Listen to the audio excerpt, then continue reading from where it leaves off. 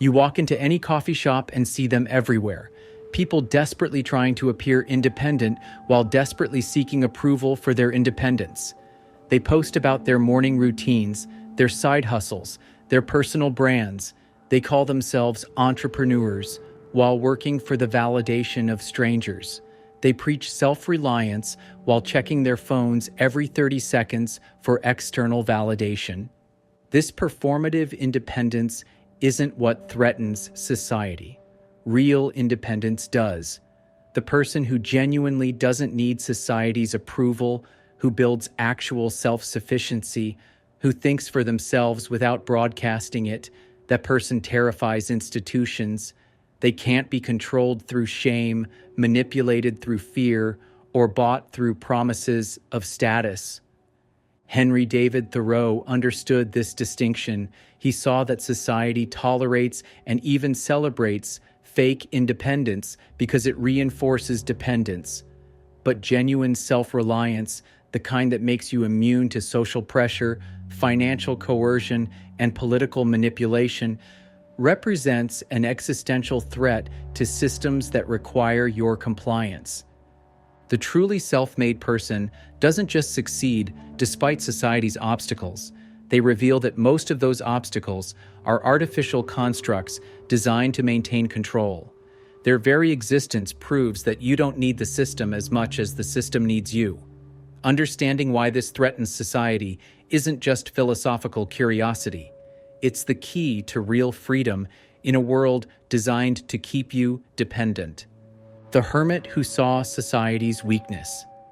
Henry David Thoreau wasn't a hermit by accident.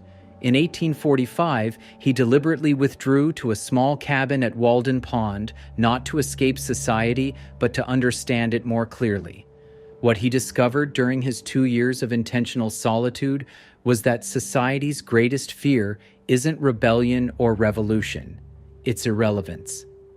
Thoreau's experiment in self-sufficiency revealed something profound about social structures.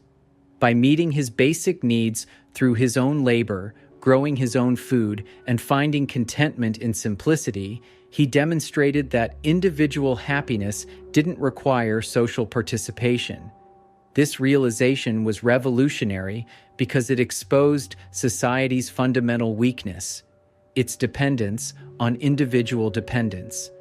From his cabin, Thoreau observed his former neighbors rushing to jobs they hated, to buy things they didn't need, to impress people they didn't like. He watched them accumulate debt and obligations that bound them to systems they privately despised. Most disturbing of all, he saw that this wasn't accidental, but engineered. Society had convinced people that isolation meant loneliness, simplicity meant poverty, and independence meant failure. Thoreau proved these equations false. He found more genuine connection in occasional meaningful conversations than his neighbors found in constant social interaction. He discovered more wealth in having few wants than others found in high incomes. He achieved more success in pleasing himself than others achieved in pleasing everyone else. This wasn't a rejection of human community, but a rejection of false community, the kind that binds people through shared misery rather than genuine connection. Thoreau understood that real society should enhance individual flourishing, not suppress it. When social institutions require your unhappiness for their survival, they've revealed themselves as parasitic rather than beneficial. Why independence is society's greatest fear. Thoreau identified a crucial psychological dynamic. Society functions by convincing individuals they are incomplete without external validation, material possessions, and social acceptance. The self-reliant person shatters this illusion simply by existing contentedly outside these systems. Every institution, from corporations to governments to social organizations, depends on people believing they need what that institution provides. The employee who discovers they can live happily on less money threatens the employer's leverage. The citizen who finds fulfillment outside political participation threatens the politician's relevance. The consumer who finds contentment without constant purchasing threatens the entire economic model.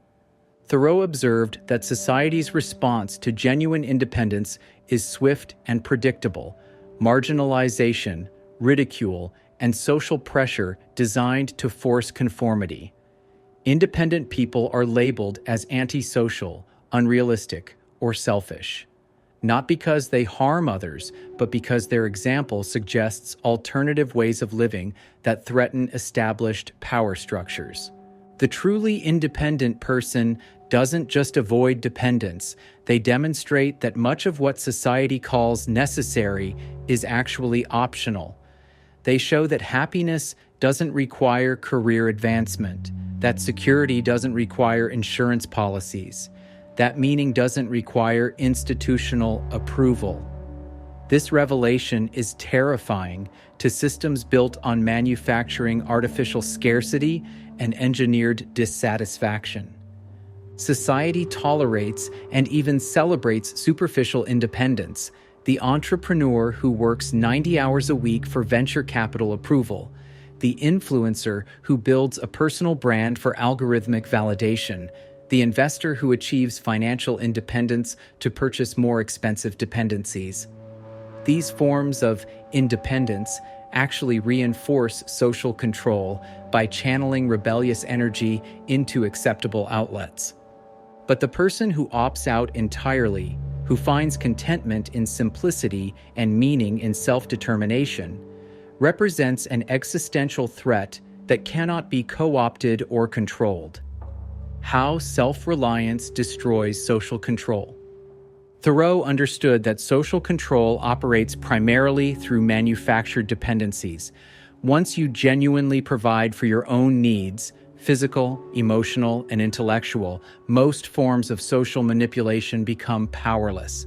This is why authentic self-reliance is treated as dangerous, while fake independence is celebrated. Consider how social control actually works. People comply with systems they dislike because they fear losing income, social status, or security. But the person who can meet their own basic needs, who finds validation internally, and who creates their own security, becomes immune to these pressures. They can say no without consequence because they've eliminated the consequences. Thoreau demonstrated this during his famous night in jail for refusing to pay taxes, supporting slavery, and the Mexican War. His willingness to accept legal consequences for moral principles was possible only because he had eliminated most external dependencies. He didn't fear financial ruin because he lived simply. He didn't fear social ostracism because he valued his own opinion more than others. He didn't fear physical discomfort because he had already chosen a more austere lifestyle. This immunity to social pressure terrifies institutions because it's contagious. When others see someone living contentedly outside conventional systems, they begin questioning their own participation in those systems.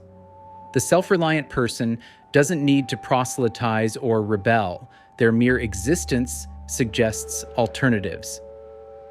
Society responds by creating myths about isolation, portraying independence as loneliness and self-sufficiency as antisocial behavior. But Thoreau found the opposite. Removing artificial social obligations created space for genuine relationships based on mutual respect rather than mutual need.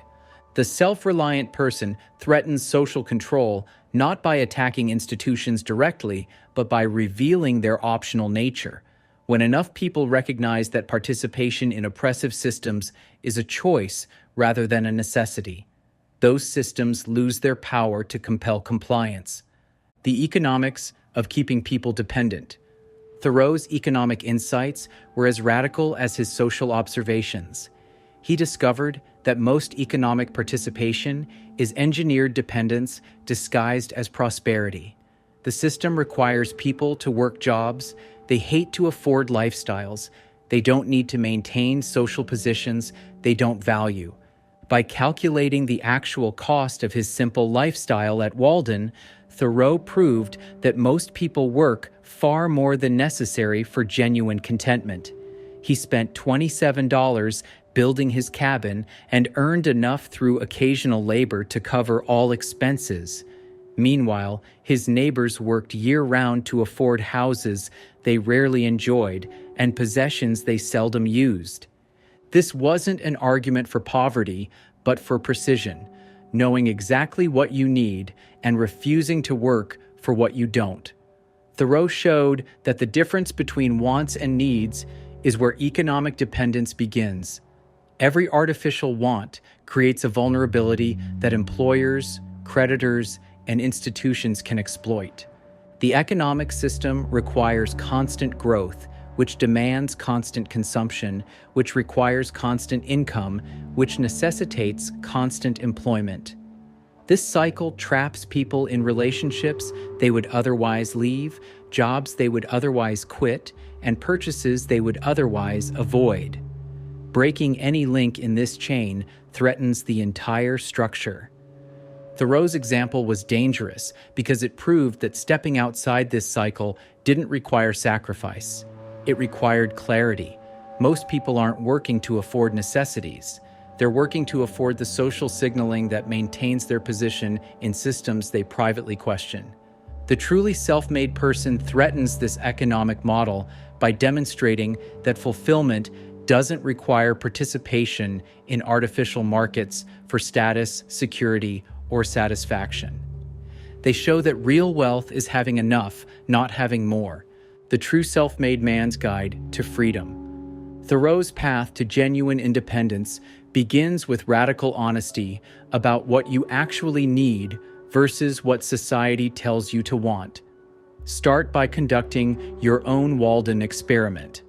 Calculate the minimum required for your actual happiness and compare it to your current expenses. Most people discover they're working primarily to afford dependencies they never consciously chose.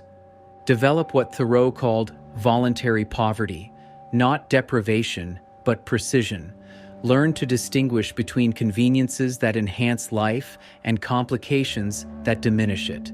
Master basic skills that reduce reliance on external systems. Grow some food, repair your possessions, create your own entertainment. Cultivate internal validation by developing genuine expertise and personal principles independent of social approval. The person who knows their own worth doesn't need external confirmation. Build confidence through competence rather than recognition. Create multiple small income streams rather than single large dependencies.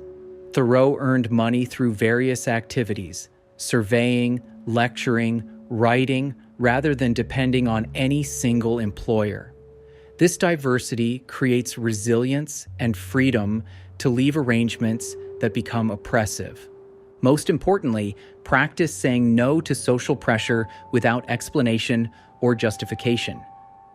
The independent person doesn't need to defend their choices to others because those choices aren't dependent on others' approval.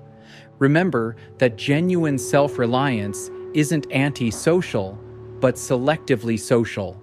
Choose relationships and community participation based on mutual benefit and genuine connection rather than obligation or fear. When you can support yourself independently, your social interactions become voluntary gifts rather than necessary compromises. The goal isn't to reject all social connection, but to engage from a position of strength rather than weakness, contributing to society by choice rather than compulsion.